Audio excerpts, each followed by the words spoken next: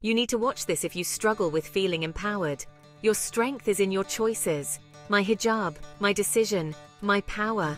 It's not just a piece of cloth. It's a statement, a testament to my resilience. When I choose to wear my hijab, I'm making a choice that's uniquely mine. It's my way of expressing my faith, my identity, and my strength. No one can take that away from me. In a world that often tries to define us, we stand tall, unwavering. Our hijabs are our crowns, symbols of our dignity and our unbreakable spirit. Every time I wrap my hijab, I wrap myself in confidence. I shield myself with pride.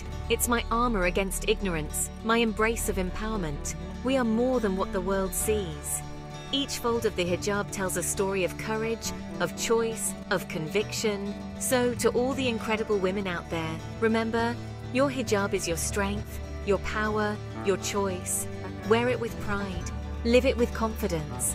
Because at the end of the day, your hijab is not just a part of you, it is you. And that, my sister, is something truly magnificent.